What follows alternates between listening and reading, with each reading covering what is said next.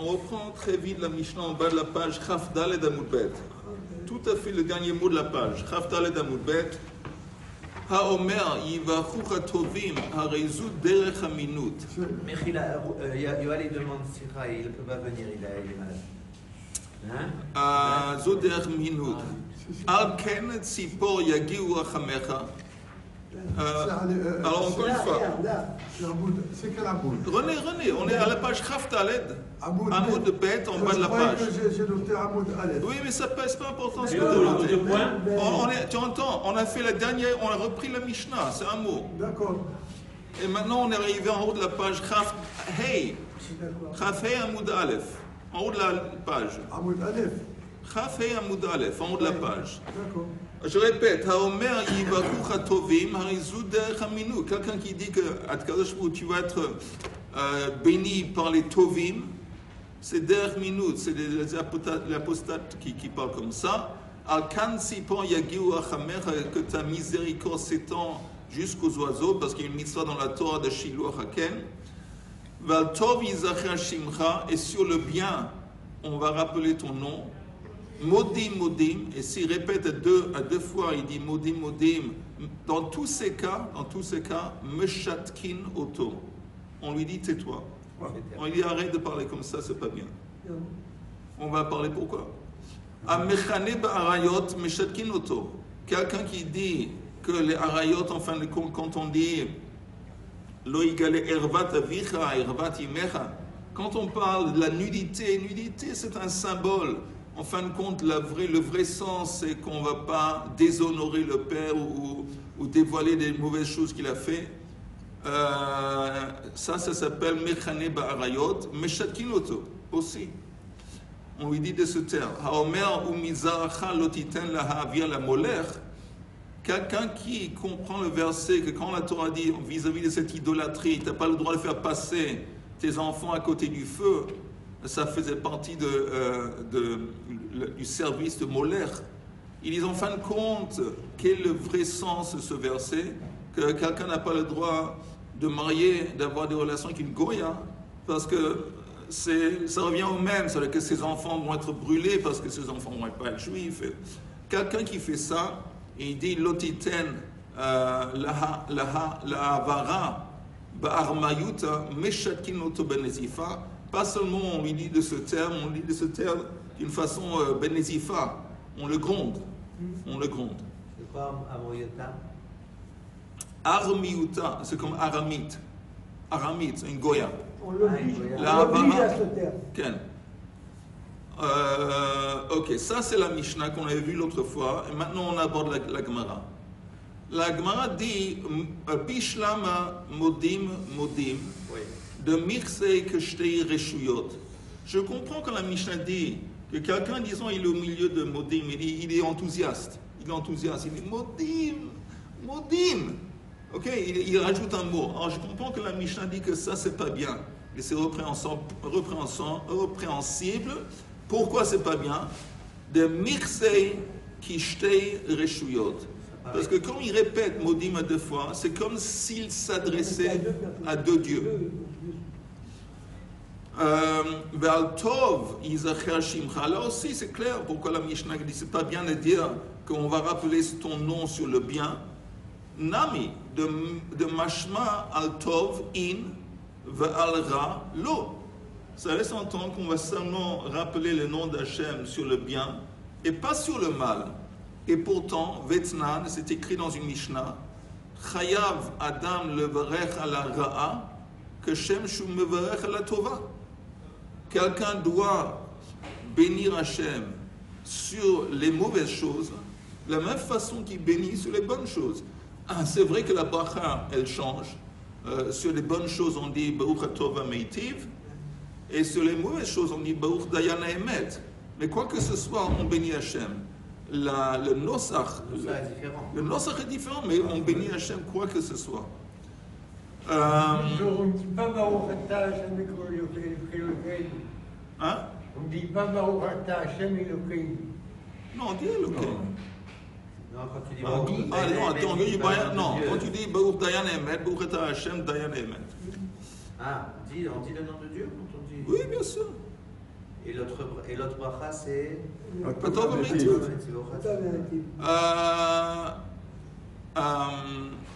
je regarde s'il y a un Rashi qui vaut la peine de regarder. Tous les Rashis, ça vaut la peine, mais on va continuer. Et là, mais la Gemara dit, bon, tout ça je comprends dans la Mishnah. Et là, kanat sipo yagiu rachamecha maitama. Pourquoi c'est tellement mauvais de dire à Kadosh Baruch Hu, tu es tellement miséricordieux, ta miséricorde s'étend jusqu'à l'oiseau. Il y a une mitzvah dans la Torah, tu n'as pas le droit de prendre la mer qui est posée sur les œufs ou sur les petits. On voit que tu prends en compte même les sentiments de l'oiseau. Pourquoi ça, c'est pas bien? Maïtama. En Israël, il y avait une dispute entre ces deux Amoraïm. Rabbi Yosef bar Avin et Rabbi Yosef bar Zavida. Chadama mipnei shematil kina b'maase bereshit. Une explication est parce que ça fait du, comment on dit, il fait du favoritisme pour les oiseaux. C'est seulement sur les oiseaux qu'Akadosh Baruch Hu prend pitié. Et quoi avec les éléphants? Et quoi avec les singes? Et quoi avec les chiens et les chats? Pourquoi seulement les autres, ça risque d'élever une jalousie parmi les autres animaux?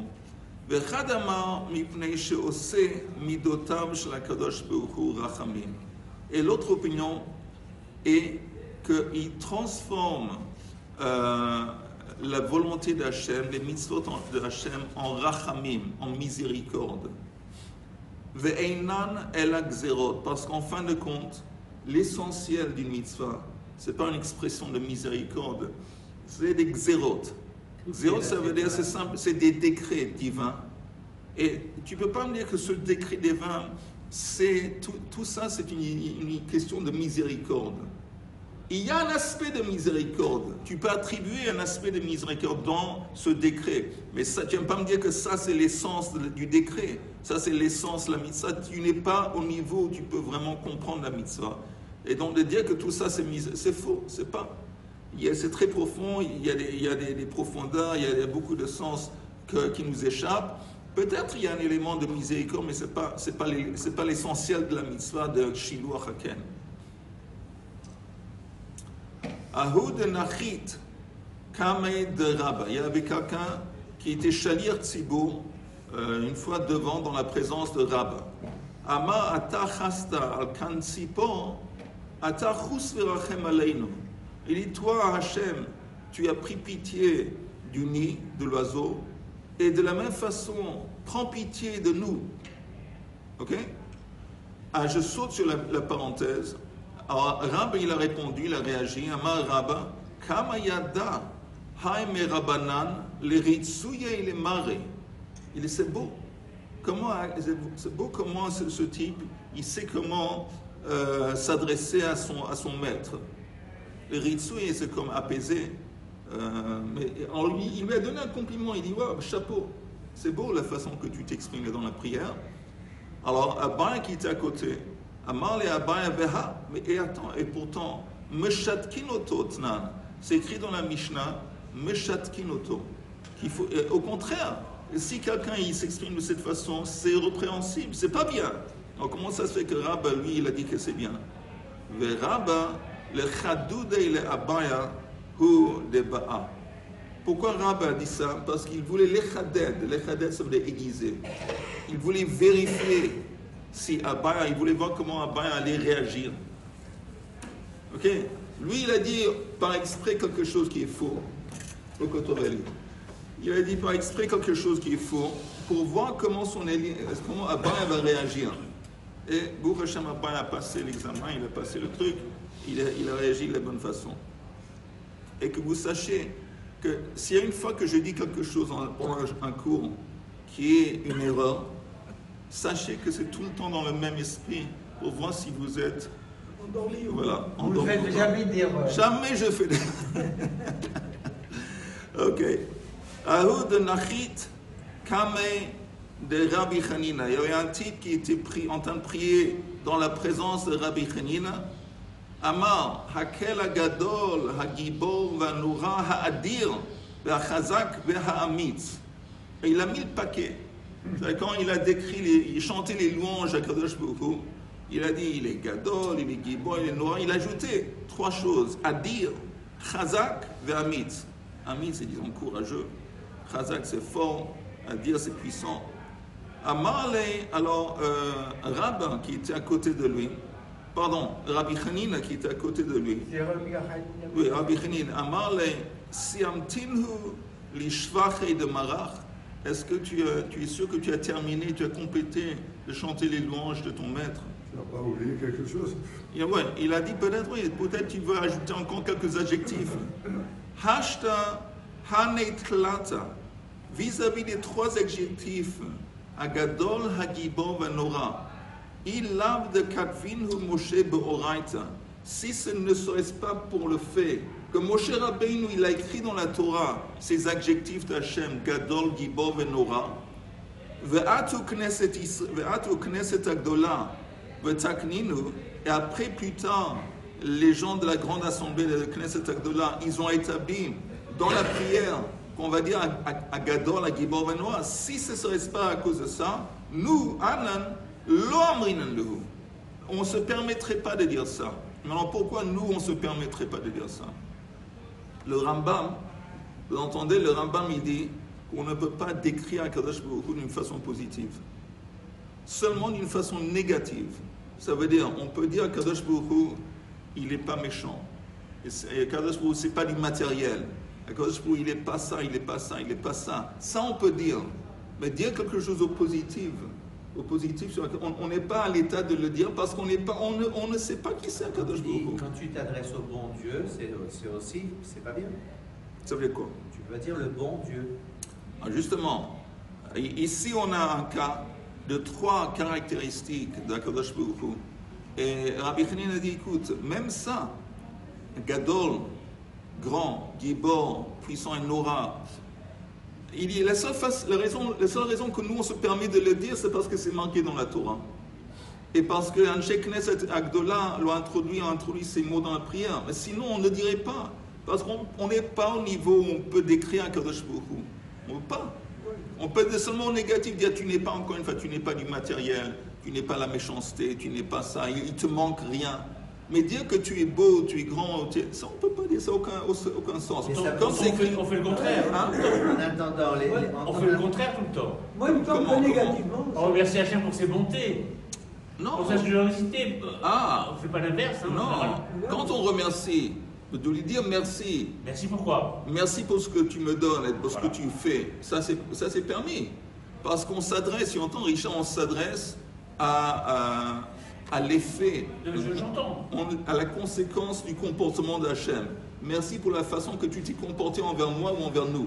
Ça, c'est permis. Mais décrire à Kadosh Baruch Hu, à dire que tu es comme ça, on ne peut pas. Donc il dit, écoute, nous, même Gadol, Gibor et Nora, on le dit seulement parce que c'est marqué dans la Torah, on le dit. Et toi, tu t'es permis d'ajouter d'autres adjectifs. Ça ne marche pas. Machal le Adam, il donne un exemple. C'est comparable à qui? Comparable à quelqu'un, quelqu'un qui avait des millions de pièces d'or. Vayu mekalsin oto be-elef dinarei kesef. Ou be-dinarei kesef. Et quelqu'un lui dit, ouais, ce type, tu sais, chez lui, il a plein de pièces d'argent. Et ça, c'est pas chanter les louanges. Au contraire, si on sait que lui, il a plein de pièces d'or, et toi, tu dis, ah, tu sais, ce type, il est très riche, il a plein de pièces d'argent. C'est mieux de tout faire parce qu'il a beaucoup plus de ce que toi tu voilà. Il y a la même chose avec nous. Quand nous on va essayer de le décrire, donner un adjectif de ça, on va toujours être moins, ça veut toujours beaucoup moins que ce qui est dans la réalité. Donc c'est mieux de se taire. Encore une fois. Non, pas obligatoirement. On peut dire quelqu'un il est rempli d'argent, il a beaucoup d'argent, il a. Mais tu as compris l'idée, Chaim, en gros, non? Si tu habites dans un palais. J'ai beaucoup d'argent, beaucoup d'or, et toi tu as beaucoup d'argent. Si tu habites, tu es un millionnaire, tu habites dans un palais. Ouais. Et moi je raconte aux gens ici, je dis, Chaim, il habite dans un appartement 4 pièces. Bon, les gens vont dire, mais c'est faux ce que tu dis. C'est à côté de la plaque. Il n'est pas dans un appartement 4 pièces. Il est dans un palais. Un palais. Alors, ça c'est l'idée, ça c'est la comparaison. Si nous on dit sur Kadosh Baruch Hu, il est grand, pardon, il est sympa, ou il est costaud, c'est à côté de la plaque. Il est beaucoup beaucoup que les mots que tu utilises pour le décrire. Alors, quand tu utilises ces mots, ça rabaisse. C'est mieux de tout terme. C'est pas bon aussi pour si ça arrive aux oreilles des voleurs. Ce gars, il est riche. Oui, ça aussi. Tu dis où est-ce qu'il habite? Ok, משל לאדם שהיו לו 1,000 דינרי זהב היו מקלצין אותו בדינרי כסף לא גנאי הוא לא. אמר רבי חנינא, הכל בידי שמיים חוץ מיראת שמיים. Tout est en fin de compte décrété d'en haut. À part une chose, Yirat Shamayim. Ça veut dire, quand on dit tout, c'est tout. La santé d'une personne, la longévité de sa vie, tout. La femme qu'il va avoir, oui ou non, les enfants, combien d'enfants, s'il va être riche, s'il va être pauvre, tout, c'est décrété. À part une chose, Yirat Shamayim. Ça, c'est nous on est responsable de Yirat Shamayim. Yirat Shamayim, ça comprend beaucoup de choses. Ça comprend aussi la façon qu'on réagit à ce qui se passe dans la vie, la façon qu'on va comprendre, appréhender Hachem, la façon qu'on va faire les mitzvot qu'on va faire, la vérole qu'on va faire. Tout ça, c'est notre responsabilité. Comment on réagit aux conditions qui nous ont été imposées d'en haut, ça c'est à nous. Mais sinon, le reste, tout est décrété. Chutz mirat shamayim shneimar v'ata Yisrael ma Hashem Elokecha shoel mi'imcha ki im le'yir'a. C'est écrit dans la Torah explicitement. Maintenant, Israël, qu'est-ce qu'Akadosh Baruch Hu demande de toi, à part la crainte? C'est vrai, parce que je croyais que quand on disait Akol bidei shamayim, chutz mirat shamayim, je pensais qu'on s'adressait à Akadosh Baruch Hu. On peut le voir aussi de l'autre côté, dans son sens à lui. C'est-à-dire que tout est à Akadosh Baruch Hu, il a il a tout dans ses mains. Il a tout, il possède tout. Il y a une seule chose qu'il ne possède pas, c'est la Yirat Shamayim. Mais c'est exactement ce qu'on dit, Chaim. Mais tu as dit que l'homme, quand il parle de l'homme, il dit... Qu'un homme, il doit savoir que toutes les conditions dans sa vie, pas seulement dans sa vie personnelle, mais même dans le monde, tout ça c'est des décrets divins. Ce n'est pas le résultat de décisions humaines, que moi j'ai décidé de faire tel et tel, moi je suis responsable de tel et tel, c'est à cause de moi qu'il y a tel et tel. Rien. Santé, argent, famille, tout. C'est rien à faire avec toi, rien. Tout ça c'est décrété, c'est Min Hashamayim. À part tout le domaine qu'on appelle Yirat Shamayim, Bitachon, Emunah, Mitzvot, Averot, tout ça c'est toi qui es responsable de ça. Comment tu réagis à ce que tu as. Mais c'est toi, tu ne peux pas dire que moi je suis responsable pour mon argent, mon niveau de richesse, je suis responsable de la femme que j'ai ou des enfants que j'ai. Non. Le fait que tu as choisi cette femme, c'est parce que Min Hashamayim, on vous a mis ensemble, on vous a poussé ensemble. Le fait que vous avez des enfants comme les enfants que vous avez, parce que Min Hashamayim, quand je peux décider, c'est pas. Tu peux aussi, il y a un aspect encourageant, ne prends pas à cœur. Si, encore une fois, tu n'as pas assez d'argent, peut-être tu n'as pas assez de santé, ou si les enfants, ils ne se comportent pas comme tu aurais aimé qu'ils vont se comporter. C'est encore Min Hashamayim, tout ça. Mais comment tu y réagis, ça c'est à toi de décider. Ça, c'est toute ta responsabilité. Yirat Shamayim, comment tu fais? C'est ce qu'on dit ici. Mais quand la Torah s'exprime de cette façon, disons, Ata Israël, maintenant Israël, Ma Hashem Elokecha shoel mi'imcha ki im. L'expression, comme on dit comme ça, écoute, tout ce que je te demande, c'est ça. Cette expression, tout ce que je te demande, c'est ça, ça laisse entendre que c'est petit. C'est une expression qui démontre que ce que je te demande, en fin de compte, c'est petit. Quand c'est écrit dans la Torah, Ata Israël, en fin de compte, qu'est-ce qu'Hachem demande de toi? Ki im, c'est à part, juste tout ce qu'il demande, c'est la crainte. Michlal, ça laisse entendre, de yira milta zutartihi, que la crainte c'est quelque chose de petit. Et on sait que non. On sait qu'il y a un Elohim, c'est pas évident. Et la preuve, la plupart des gens qui habitent dans le monde, ils n'ont pas Yirat Elohim. Une vraie Yirat Elohim. Et la Gemara dit in, oui, c'est petit. Les Gabei Moshe, Rabbeinu, milta zutartihi. Parce que vis-à-vis de Moshe Rabbeinu, la Kadosh peut s'adresser à Moshe. Pour Moshe Rabbeinu, la crainte de Hachem, c'était quelque chose de petit. Pour lui, c'était facile. Mashal l'Adam shemevakshim himeno kli gadol, veyesh lo domé alav ke kli katan. C'est comme si on demande à quelqu'un un ustensile important, un ustensile qui gadol, et il a ça chez lui. Or pour lui, c'est comme si on lui demandait une petite chose. C'est une petite chose parce qu'il a ça chez lui. Or pour Moshe Rabbeinu, quand je te demande Yira, pour lui c'est petit parce qu'il l'a. Tandis que katan ve'enlo, si on demande à quelqu'un quelque chose de petit, mais même cette chose qui est petite, il ne l'a pas, à domé alav que kli gadol. Pour lui, c'est comme une grande chose qu'on lui demande. C'est important. Oui, c'est important parce qu'il ne l'a pas. Donc en fin de compte, qu'est-ce qui est grand et petit, ça dépend si tu l'as ou pas. Alors, quand Akadosh peut s'exprimer de cette façon, c'est parce qu'il parle avec Moshe Rabbeinu. Mais pour nous, c'est quelque chose de grand. Amar Rabbi Zera haomer shma shma ke omer modim modim. Alors lui, il rajoute à la Mishnah, pas seulement quand quelqu'un est dans un trance, il dit modim modim, c'est pas bien, mais s'il dit shma à 2 reprises, dans le Shema Israël, shma, ouais, c'est pas bien. Pourquoi? Shma ke omer modim modim dame. Meiteve. Akoret shma vekofla. Reze megune. Il dit attends, on a une braïte qui dit quelqu'un qui dit shma et le répète, c'est répréhensible, c'est megune. Megune hu de have. Shatuke lo meshatkinale. Il y a une différence. C'est écrit que c'est répréhensible, le megune. Mais ce n'est pas écrit qu'on va lui faire taire. On va lui faire se taire. Il y a une distinction. Et la Gemara dit lokashia, il n'y a pas de contradiction. Had ama milta vetanela. Had ama psuka vetanela. Il dit quand on dit création, ça dépend. Si tu répètes chaque mot, Shema, Israël. Alors ça, dans ce cas,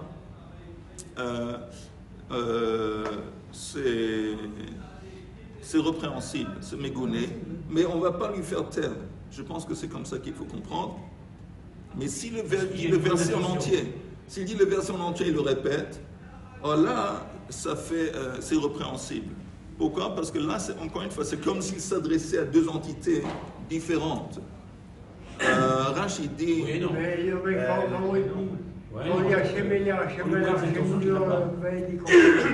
Pardon? C'est bien. Pardon? Le matin, là, on dit Hachem Eler, Hachem Elar, Hachem Imor, et on répète Hachem Eler, Hachem Elar. Mais tu as prêté attention au fait qu'on dit Hachem Meler, Hachem Malach, Hachem Imlor. Donc c'est différent. C'est 3 verbes différents. C'est pas la même chose. Je suis pas en train de répéter le même verset tout de suite après. Shema Yisrael Hashem Elokeinu Hashem Echad. Shema Yisrael Hashem Elokeinu Hashem Echad. Ça c'est. On le dit 2 fois. Hachem Eler, nous les Sfaradim, on dit 2 fois. Hachem Eler, Hachem Alach, Hachem Lor Gambael, on le dit 2 fois. Ah, vous répétez ça 2 fois. Ouais. Il faut se faire soigner, je pense. Je rigole. Mais je sais pas. Mais je ne comprends pas. Oui. D'où vient cette idée? Attends une seconde. Je lis le Rashi et je retourne à ta question, Richard. Amar milta vetanela, kol teiva omer veshone. S'il répète, il fait du mot à mot. Ein kan mashmeut shtei reshot. Là, on voit, c'est pas qu'on voit qu'il s'adresse à 2 entités. Et la megune vesachalu, c'est quelque chose de répréhensible et de bête.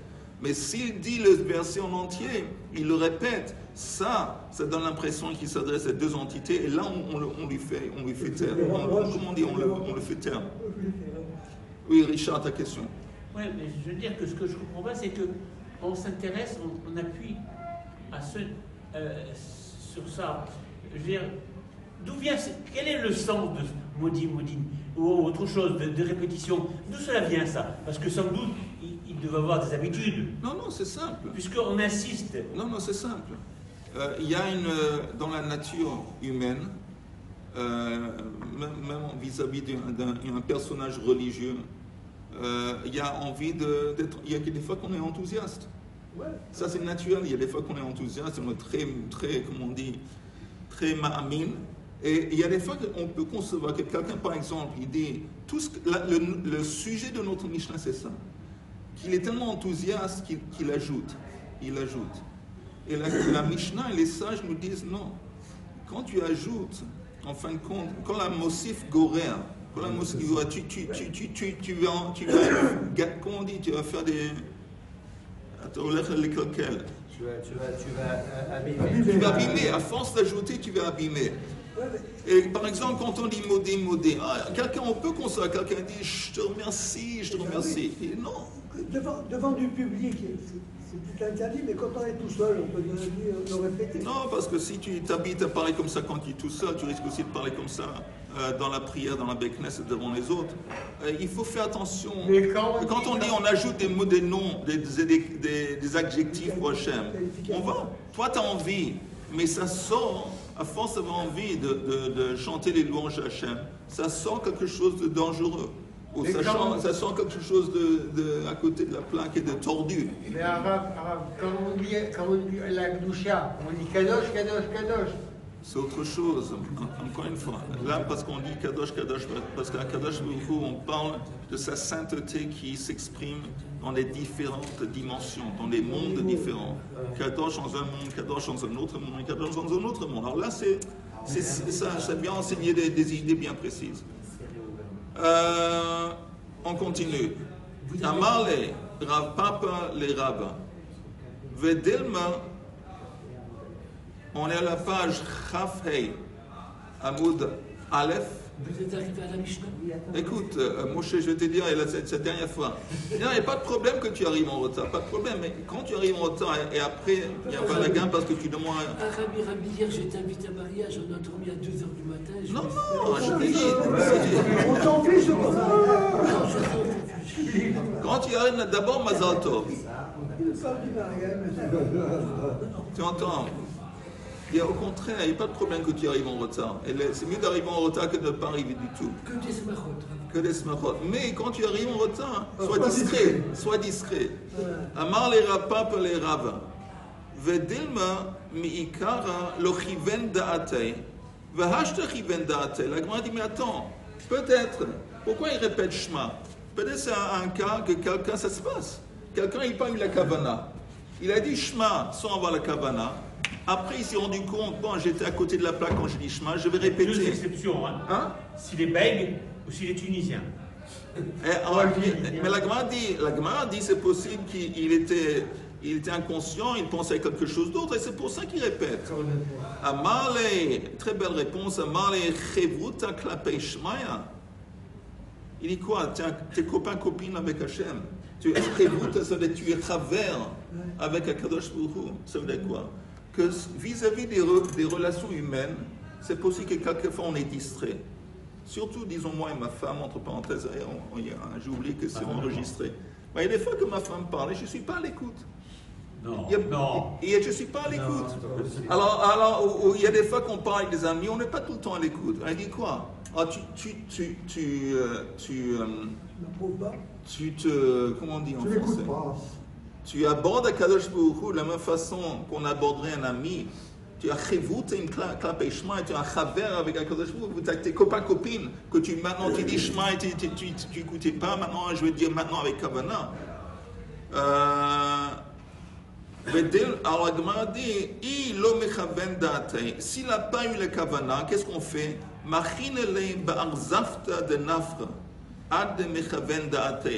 On va lui taper sur la tête avec le marteau d'un forgeron jusqu'il va avoir la kavana. Ça veut dire, laisse tomber ton idée de répéter. Pourquoi la Gemara parle comme ça? Parce qu'en fin de compte, on parle de kavana pour faire quoi? L'essentiel de la mitzvah achan de Kriyat Shema, c'est une ligne. C'est Shema Yisrael Hashem Elokeinu Hashem Echad. On est censé d'avoir la kavanah pendant tout créé Shema. Mais au moins, la mitzvah, le minimum, c'est cette phrase. Combien de temps ça prend d'avoir une kavanah de base pour cette phrase? Ça prend 2-3 secondes, 3-4 secondes. Alors même pour ça, c'est un mépris. Alors on dit, si tu n'as pas eu la kavanah, il y a une meilleure solution que de répéter. On va te taper sur la tête avec le marteau d'un forgeron jusqu'à ce que tu vas avoir la kavanah. Que tu vas comprendre à quel point c'est important et que tu vas avoir la kavanah. Ça, c'est important. Parce que quelquefois, comme ça, à force, c'est naturel, à force que c'est quotidien, on le fait chaque jour, quelquefois, vraiment, on se permet d'être distrait ou de ne pas être concentré. Mais la Gemara dit, il n'y a pas d'excuse. Kriyat Shema, c'est une mitzvah mideoraita.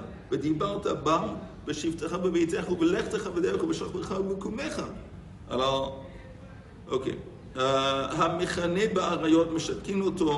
On avait dit quelqu'un qui commence à dire que les interdits sexuels, c'est des choses symboliques. Tana Rabbi Yosef, kalon aviv et kalon imo, omer ou mizaracha l'utiten.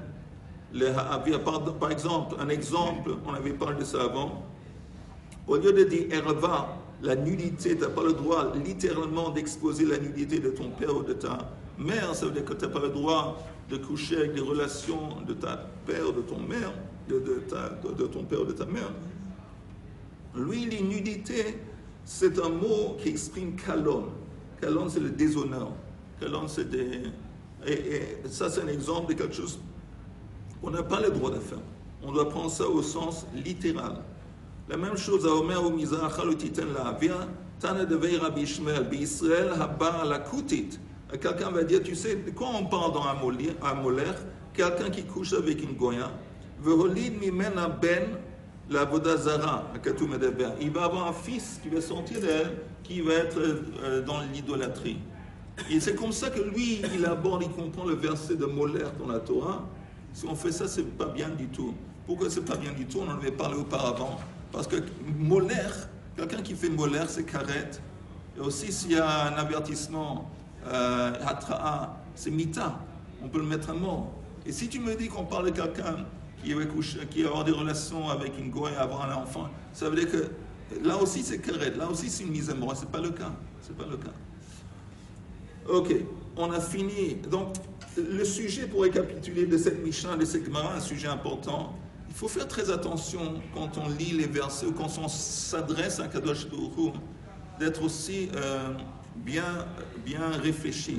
Tu ne veux pas permettre à ton enthousiasme de te laisser dire n'importe quoi. Il ne faut pas déborder. Oui, tu ne veux pas déborder, exactement. Si les sages, ils ont donné des adjectifs Hagadol, Hagibor, Vanora, c'est ça qu'on a le droit de dire, autorisé à dire, et pas plus. Tu ne veux pas dire qu'il est chouette, il est sympa, il est beau, il est... Non. Et si on te dit Modim à une fois, tu n'as pas le droit d'ajouter. Et par exemple, une halakha qui dit que si on est au milieu de la Mida, pendant que le Shaliat Tzibou commence à faire Chazarat Hashat, et maintenant ils disent Modim. Ils disent Modim, et tu es toujours dans la fin de ta prière.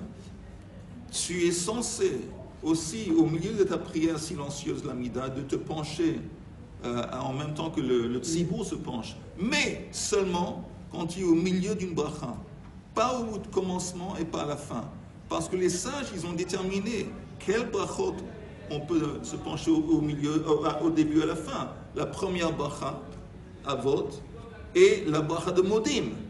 C'est les seules brachot où on peut se pencher au début ou à la fin. Donc, toi, tu ne peux pas. Au milieu, c'est autre chose. Mais c'est important, il y a des choses importantes que, à force que d'être enthousiaste, tu risques de passer à côté de la plaque et faire des dégâts. Avant Shalom Non, on se penche, on se prosterne à 4 fois, au début et à la fin de Avot, la première bracha, au début et à la fin de Modim. Et c'est tout. Et encore une fois, si tu entends le Shaliat Tzibou qui dit Modim, et tu es au milieu d'une bracha, tu peux te pencher aussi. Mais pas au milieu, pas au début et pas à la fin. Quand on dit Baruch Ata Hashem, Retamu Israël, Bachalom, on ne doit pas se pencher? Non. Quand tu fais la Kedusha, quand tu es en pleine Amida, tu t'arrêtes à la fin d'une bracha pour... tu t'arrêtes, tu ne réponds pas à la Kedusha parce que tu es dans la Amida. Non. Mais tu es censé de t'arrêter quand ils disent Kadosh, Kadosh, Kadosh. tu es censé de t'arrêter. T'arrêter dans ta... Et parce que Chazal, ils disent que quand tu écoutes, c'est comme si tu étais quitte. C'est comme si tu répondais. Oh, tu t'interrompes pour écouter le tzibou qui dit Kadosh, Kadosh, Kadosh. Bien sûr, tu dis rien.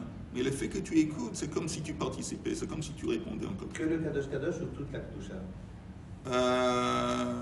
Toute la Kedusha. Ok. Deux points. On est arrivé à la Mishnah. Ok? Ouais, j'ai pas Maaseh. compris la dernière truc, j'ai pas bien compris, le kalon là. Encore une fois, la Gemara dit, écoute, quand c'est écrit arayot, des interdits sexuels, il y a une expression qui dit Lotegale ervat avicha, ou ervat imcha. Ne dévoile pas la nudité de ton père. C'est quoi dévoiler la nudité de ton père? Ça veut dire en fin de compte coucher avec quelqu'un avec lequel ton père couche avec. Que ce soit sa femme ou que ce soit d'autres relations de ton père, sa sœur, okay? Donc ta tante. C'est ça ce que ça veut dire. L'otagele ervat avicha. Alors si quelqu'un dit non, c'est quoi erva? Parce qu'il y a des fois que erva, ça veut dire la nudité, ça veut dire déshonneur, un acte déshonorable. Que ne dévoile pas en public les actes déshonorables de ton père ou de ta mère. Déshonorant. Alors si quelqu'un il aborde ce verset de cette façon, les sages disent non, c'est faux. Tu es en train de comment on dit, de déformer, et ne le fais pas. Ok. D'accord. Avant vous savez, on a encore 5. Oui. Je veux défendre Réhouven, le fils de Yaakov. On dit Gila et Terva et Taviv. Non, mais on va parler de ça la prochaine fois, parce que ça fait partie de la Gemara, que le prochain shiur, on va en parler. Alors attends jusqu'à demain. Demain, tu vas en parler. Demain, David. Juste, je vais dire un truc sur la paracha de l'autre Shabbat, très vite. Et puis demain, Blinder a une chose sur la paracha qui va suivre. Mais vis-à-vis de la paracha de l'autre Shabbat, on avait vu qu'un des sujets principaux, c'était la bracha. La bracha. Il y a, comment il s'appelle? Il y a Yaakov Avinu qui donne une bracha aux enfants de Yosef. Alors, la bracha qu'il a donnée à Yosef est devenue la bracha traditionnelle que les pères, souvent, ils donnent à leurs enfants la nuit de Shabbat. Okay? Oh, pourquoi cette bracha elle a été choisie pour servir de bracha traditionnelle que de génération en génération les pères ils donnent à leurs fils? Parce que qu'est-ce qui s'est passé dans cette bracha? On sait que Yaakov il a posé sa main droite qui était censée être sur le aîné, sur Menaché, il l'a mis sur le petit. Okay? Et il a donné une bracha à chacun, mais disons la bracha plus importante, il a mis sur le petit Ephraim. Et qu'est-ce qui s'est passé? Comment ils ont réagi? Ephraim il n'a pas ressenti de l'orgueil, en dépit du fait qu'il a reçu la bracha un peu plus. Il ne s'est pas enorgueillé. Et Menaché n'a pas senti de jalousie ou d'amertume. Et ça, c'est un grand tikkun. Parce que Yaakov et son frère, c'était la même chose. Que Yaakov, qui était le petit, il a pris de Esav la Bechura, et il a pris la bracha de son père qui était censé. Pourquoi Menaché, il a réagi de cette façon? C'est difficile. Et pourquoi il n'a pas ressenti de la jalousie ou de l'amertume? Alors, il y a un exemple. Si quelqu'un sonne à la porte, on ouvre la porte, il y a un chaliar.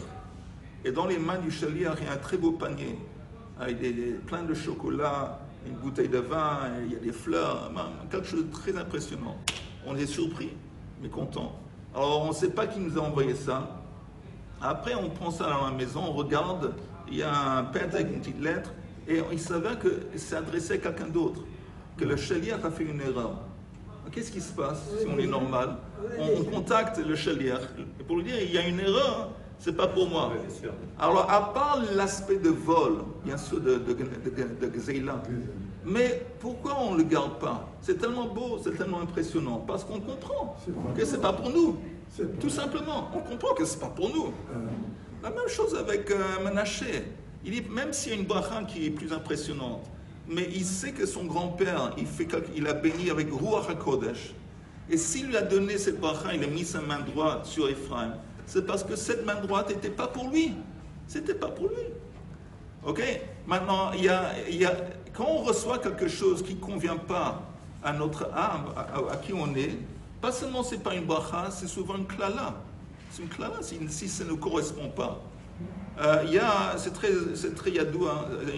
Je ne me rappelle pas dans quel maseret, il y a un Lévi qui s'approche à un autre Lévi et il l'aide dans le temple à fermer le portail du temple. Parce que les Lévi'im, dans le temple, il y avait des Lévi'im qui s'occupaient de chanter, faisaient partie de l'orchestre permanent dans le temple, musique et chœur. Il y avait des Lévi'im qui faisaient partie de la garde, ils faisaient la garde et aussi ils ouvraient, ils fermaient les portails et les portes du temple.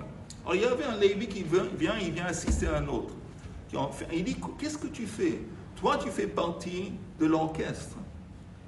Et moi je fais partie, Ata Meshorer, Ani Shoer. Et moi je fais partie des Lévi'im qui s'occupent des portes. Et un Lévi qui fait partie de ça, comme ça ne correspond pas à sa nature, il est Chayav Mita. Il est Chayav Mita Bidei Shamayim. Chayav Mita Bidei Shamayim. C'est comme par exemple, on dit un goy qui apprend la Torah. C'est quoi apprendre la Torah? Apprendre la Torah, disons apprendre la Torah Sheba'al Peh. Ou un goy qui garde le Shabbat. Si un goy garde le Shabbat comme il faut, Chayav Mita. Encore une fois, il n'est pas Chayav Mita d'un Beit Din, mais ça veut dire qu'il va mourir Min HaShamayim. Pourquoi? Simplement parce qu'il est en train de faire quelque chose qui ne correspond pas à sa nature. Et quand on fait quelque chose dans la vie qui ne correspond pas à notre nature, c'est pas bien. Et on voit encore une fois que Yaakov Avinu, quand on regarde la fin de la paracha, quand il donne les brachot à tous ses enfants, alors ça a l'air ahurissant qu'il donne une bracha à tous ses fils à part 3. Il faut le faire. À Reuven, à Shimon et Lévi, il ne donne pas de bracha. C'est choquant, c'est choquant. Tout le balagan et la haine et la jalousie qu'il y a eu parmi les enfants de Yaakov, c'est parce qu'il a montré du favoritisme. Il a donné un Ketonet Apassim à Yosef devant les autres, et les autres, ils étaient jaloux. Ils étaient jaloux. Ils ont vu que le père, il ressentait plus pour Yosef que pour eux. Et ça fait un balagan incroyable qui, en fin de compte, a déclenché la vente et le truc en Égypte. Et de là, les sages disent She'al yishane Adam ben abanim, qu'un père ne doit jamais changer dans son comportement parmi les enfants. Ça veut dire, c'est naturel qu'un père va sentir plus de, comme on dit, chemistry. Peut-être qu'il va s'entendre plus facilement avec un qu'avec l'autre, mais interdit de le montrer. Et lui, il l'a montré. Lui, il l'a montré. En fin de compte, quel est le problème? Le problème est qu'à la fin, il s'est l'air comme s'il n'a pas appris sa leçon. Il répète. Il fait du favoritisme. Il donne une bracha à tout le monde à part 3. Alors, Or HaChaim lui dit quelque chose de très beau. Il dit non. Il a aussi béni Reuven. Il a aussi béni Shimon et Lévi. Comment? Parce que quand il a dit à Reuven, Al Totar, tu ne vas plus être le chef, tu ne vas pas être le Bechor, tu ne vas pas être le chef. En fin de compte, il lui a enlevé quelque chose qui ne lui correspondait pas. Et le Or HaChaim dit que quand tu enlèves de quelqu'un quelque chose qui ne lui correspond pas, c'est une bracha. C'est une bracha. Quand il y a un poste qui ne te convient pas, on te dit dorénavant, ce poste, ce n'est pas pour toi. Il n'y a pas de responsabilité. C'est une bracha. Pour toi, tu vas voir dans ta vie, c'est une bracha. Il y a des fois que nous, on pense tout le temps qu'une bracha, c'est ajouter. Il y a des fois, la bracha consiste à enlever quelque chose qui n'est pas bien. Par exemple, Brit Mila. On dit bracha, mais c'est pas Brit Mila. D'enlever en hébreu. Enlever la orla. Enlever la orla, c'est un blocage. Quand on enlève le blocage, au contraire, c'est une bracha. Et la même chose pour Shimon et Lévi. Quand il leur a dit que dorénavant, vous ne pouvez plus rester ensemble, un à côté de l'autre, je vais vous éparpiller parmi les tribus. C'est une bracha. Parce que pour eux, s'ils étaient ensemble, ils avaient une influence néfaste un sur l'autre, et c'est pas bien. Donc le Or HaChaim dit, c'est faux, que Yaakov Avinu a béni tous ses enfants. Mais il y avait des fois que la bracha consistait d'enlever quelque chose qui ne correspondait pas à leur nature. Et c'est pour ça que c'est très important de savoir qu'est-ce que c'est une bracha. Bracha, c'est toujours, ça doit correspondre à notre nature. C'est pour ça que c'est écrit à la fin, quand je trouve Birech et Abanim, Kol Echad al pi birchatam, Kefi birchatam, selon leur bracha. Ça veut dire quoi qu'il les a bénis selon leur bracha? Ça veut dire que c'est quoi une bracha? C'est pas ajouter quelque chose d'externel qui vient de dehors et l'imposer sur la personne. Non. Les varères, c'est comme un catalyseur. Que dans une personne, dans Yehuda par exemple, il y avait le courage du lion. Il y avait cette capacité d'être un manhi, un dirigeant. Mais il a eu besoin de la bracha de son père, Yaakov, pour actualiser le potentiel. C'est ça une bracha. Et c'est pour ça que justement, je ne sais pas ce que j'allais dire, mais en attendant, vous avez compris, j'espère, l'essentiel, que le bracha, ça doit correspondre à notre nature. Et là, ça devient une vraie bracha. Par rapport à Yosef, il n'a pas reçu de bracha. Bien sûr qu'il a reçu une bracha. Regarde le texte. C'est quoi, c'est la bracha de Yosef? La terre, toute cette terre, il est une fécondité, une bracha.